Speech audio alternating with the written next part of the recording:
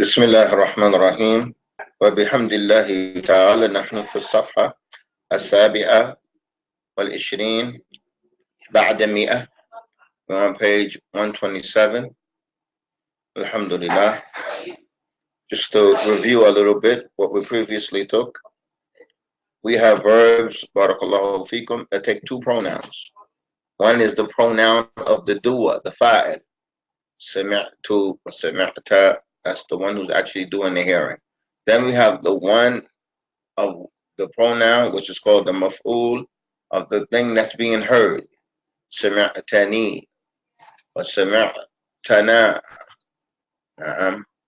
So we went through that, like shakaru, shakaruni, wa shakaruna, wa shakaruka. It's for you all, barakallahu fikum, to review these. Last Thursday we didn't have a class due to technical difficulties with the internet. Alhamdulillah, we had a good week last week. We had class every day except for that Thursday. And inshallah, we will proceed.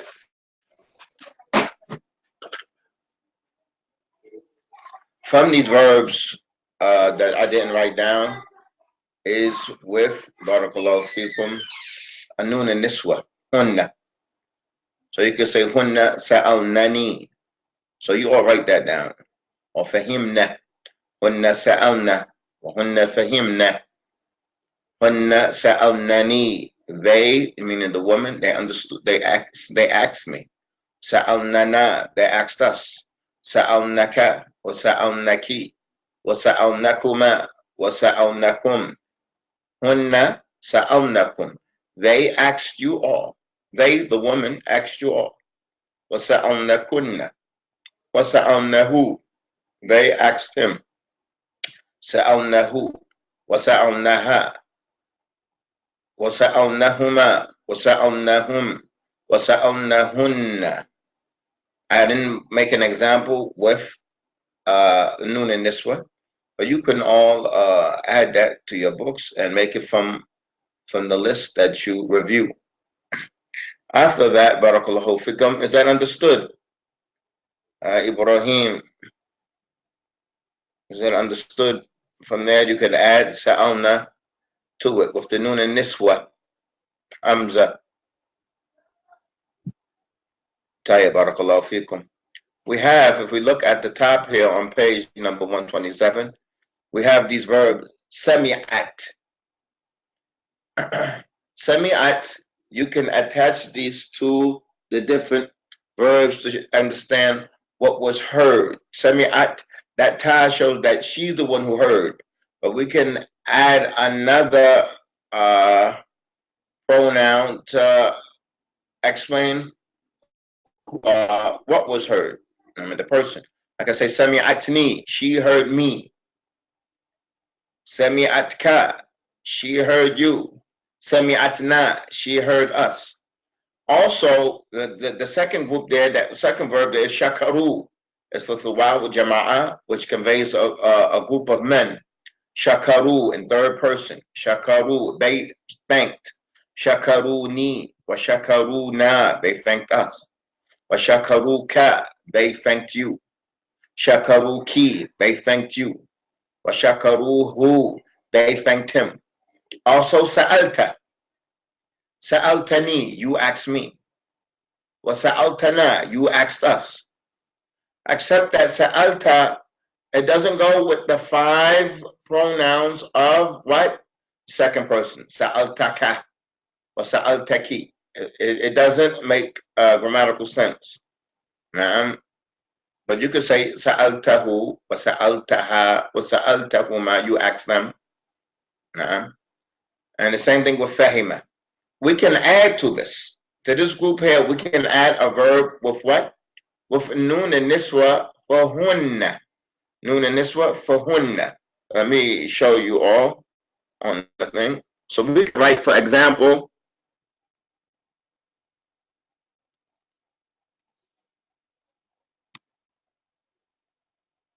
Sa'alna, which means they asked, meaning group of women.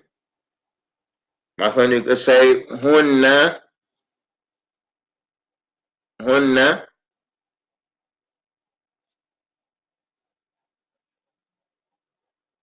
sa'alna ni. They ask me.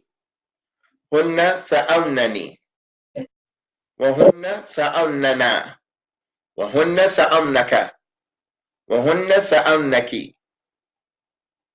Okay, that's just a small fa'idah, just to make us more familiar with the language. Is that understood before we move on? Inshallah. If so, we will move on. Barakallahu feekum. Tayyib, inshallah. On this page, Barakallahu feekum, we did this on the last week. On page 127, it says Ajib an al-asila al-atiya bid-damir al-munasib. Answer the following questions using an appropriate pronoun. Look at the example. You all read along with me. Ya Abbas, هل سمعت المحاضرة البارحة? Oh Abbas, did you hear the lecture last night? نعم أنا سمعتها. We did this, but I just want to go through it again, and I want to make sure that you all are reviewing correctly. And when you review the likes of these exercises, you review both parts. Don't just fill in the blanks and then just move on. Fill in the blanks and review both parts. So you're going to say, هل درس أخوك اللغة العربية؟ نعم هو درسها. نعم هو درسها. يا ميمونة هل رأيت خديجة في المسجد؟ نعم أنا رأيتها. نعم أنا رأيتها في المسجد. هل كتبت رحمة الرسالة؟ نعم هي كتبتها. نعم هي كتبتها. هل لبس الأولاد الأقمصة الجديدة؟ نعم هم لبسوها. نعم هم لبسوها. I'm just going over this again because it's imperative that you review both sentences, and that you learn how to read and comprehend and speak accordingly. So you don't have to, when you answer this,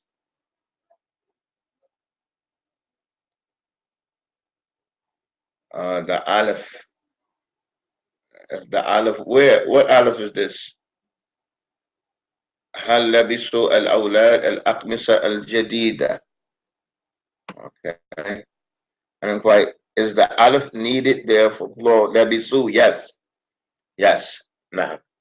Nah. That aleph comes after the waw jama'ah to differentiate between a waw that's from the original words of the letter and a waw that's indicating plural. So yes, you would need the waw, the aleph al-fariqa. Nah. يا بني هل أنت فتحت هذه النافذة? Oh my dear son, oh my son, did you open this window? نعم أنا فتحتها. نعم أنا فتحتها. This is going to help you in your speaking. هل سألوا أهل العلم? Did they ask the people of knowledge? نعم هم سألوهم. نعم هم سألوهم.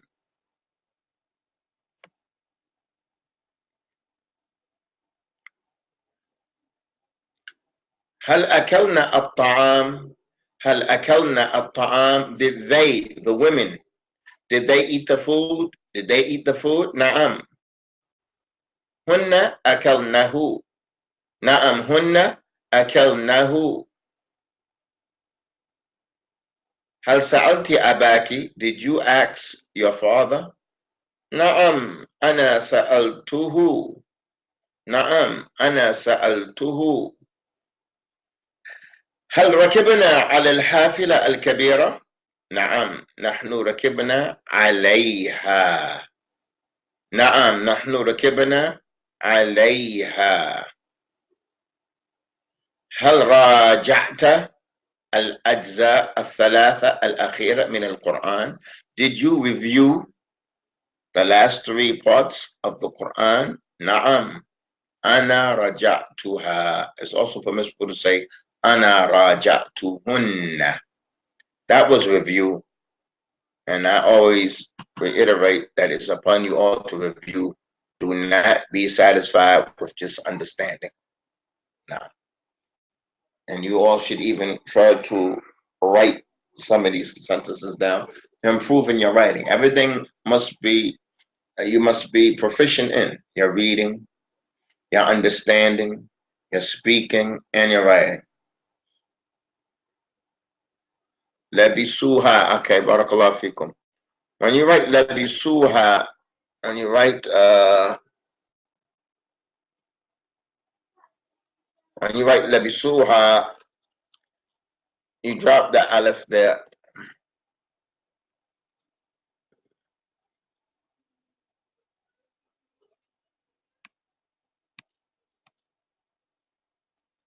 You drop off the alif fariqa if a pronoun comes after it. If a pronoun comes after it, then you leave off the alif fariqa. If a pronoun comes after it. If a pronoun comes after it, then you leave it off. And that was the previous question, but I didn't realize actually. If it's just labisu, that's going to be the way it is. But if it's labisuha or labisuhunna, then you leave that off. I didn't pick that up on the first question. No. No. This is something that you will study in imla. That's one of the studies in the sciences of language is al-imla. Al-imla.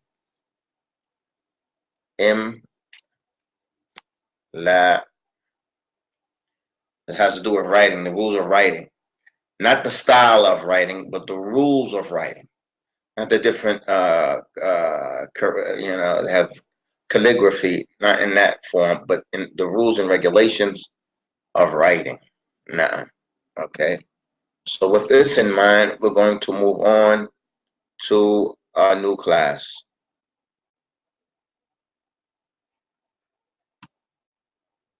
Barakallahu fikum. بسم الله الرحمن الرحيم ونحن في الصفحة 28 بعد 100 on page 128. اقرأ وافهم.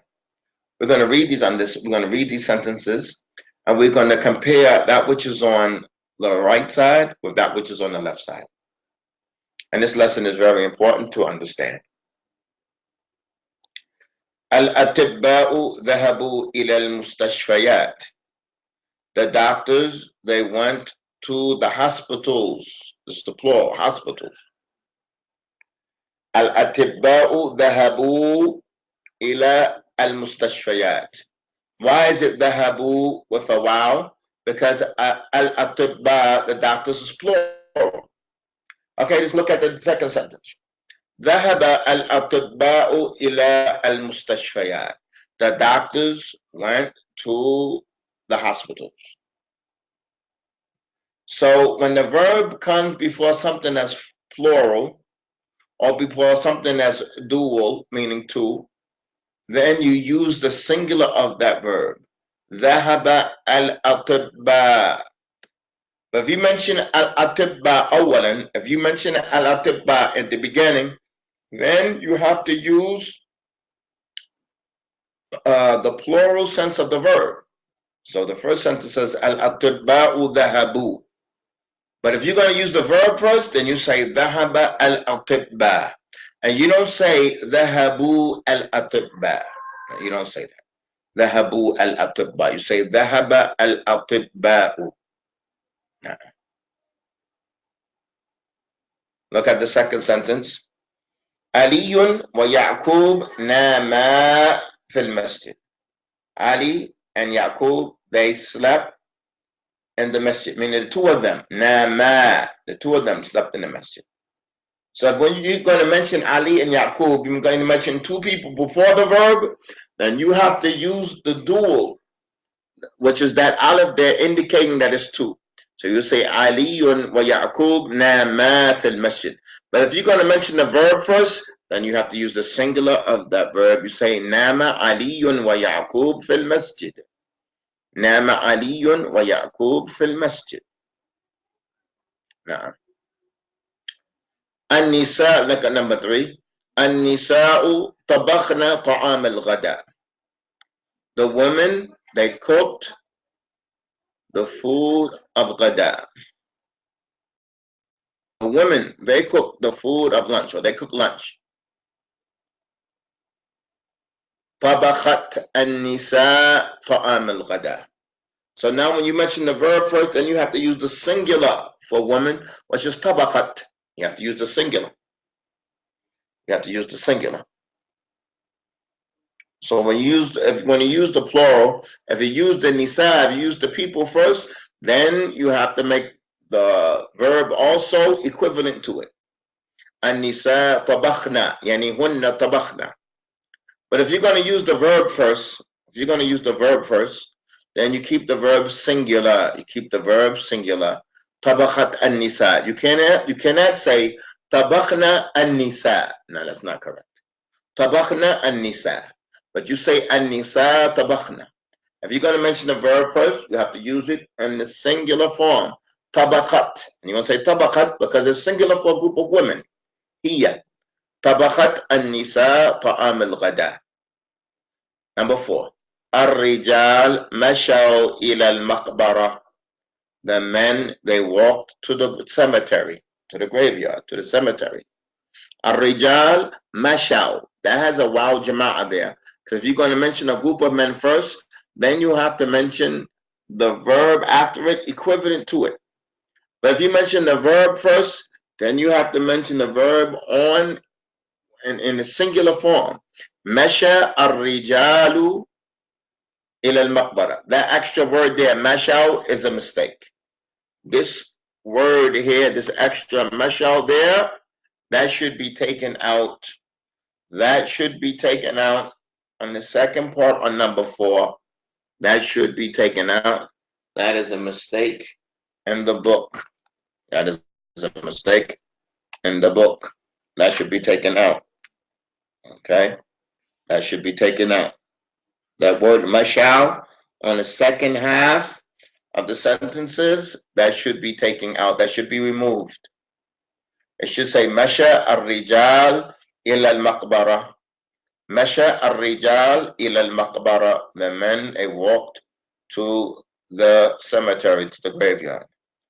Al-Muslimun ra'aw al-hilal al-layla. The Muslims, they saw the new moon tonight. Al-hilal is the new moon, the crescent moon. Yes, they mean the same thing. I'm going to go back and look at the meaning. I'm going to go back and mention about the meaning.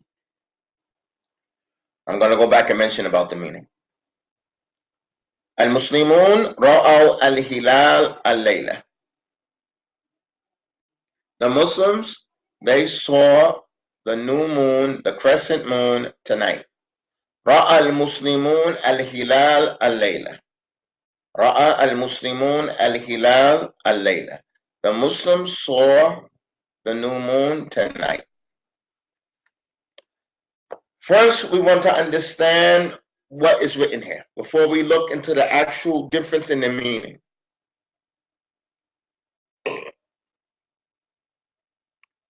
Okay, now, let's go back to number 1. There's a group of doctors. Then if the doctors are mentioned first, then you have to mention it in the verb in the form that's equivalent to it. But if you mention the verb first, then you mention the verb in the singular form. That's the lesson.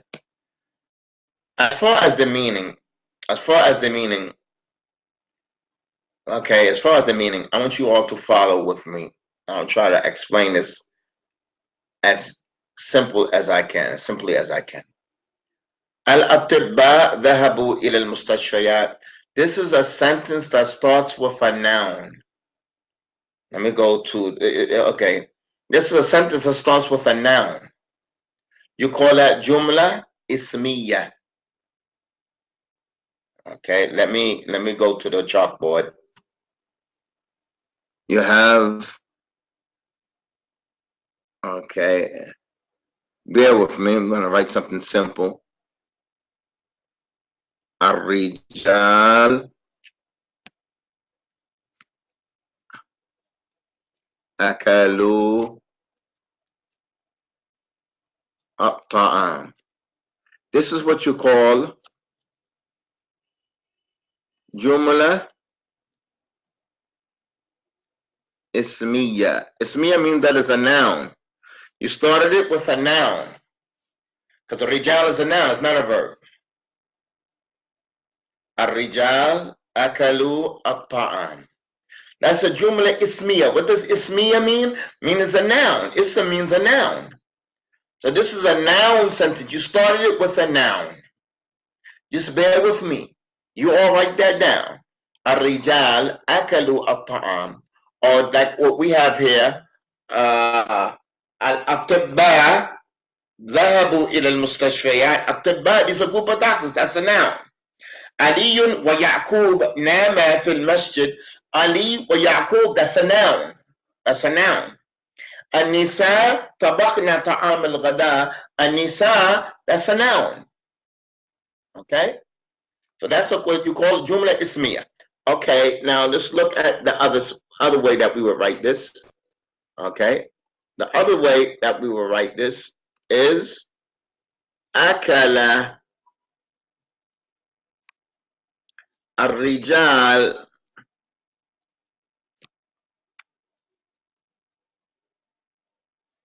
at-ta'am. You call this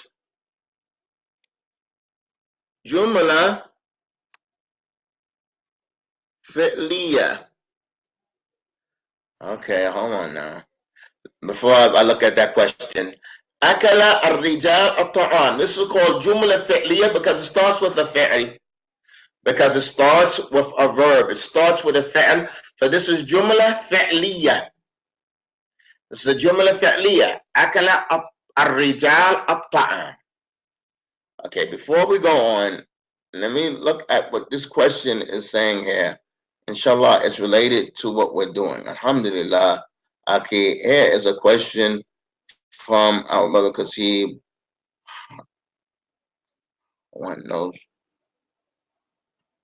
to say Ibnu. Okay, we're going to look at this later. We're going to look at this later. We're in the middle of this topic. My dear brothers and sisters, we have two kinds of sentences, jumla fi'liya or jumla ismiya. Okay, listen to what I'm saying. Listen to what I'm saying. When you come to speak to somebody and their mind is totally free of the topic that you're talking about, they don't know anything, they're not briefed, they didn't speak to you previously about this topic whatsoever, you're going to say to them jumla fi'liya. You're going to say akala ar-rijal al-khubz. When do you start with the verb?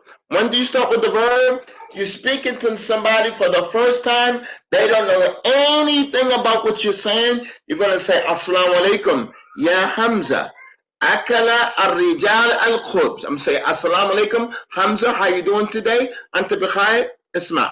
Akala ar-rijal al-khubz. He has no idea of what I'm talking about. I'm giving him this information for the first time. So I'm going to say to somebody who's khali of dhi'n, his mind is totally free from this topic, you're going to start with a jumla fi'liya. Akala ar-rijal at-ta'am. Okay? But now, if I'm speaking to Hamza previously, I said, listen, somebody ate the food. Now, somebody ate the food. We're speaking about somebody ate the food. I come back, I say, Ya Hamza, ar-rijal akalu at-ta'am. You say the jumla, this is jumla ismiya. You say jumla ismiya just to make emphasis on this thing here. We already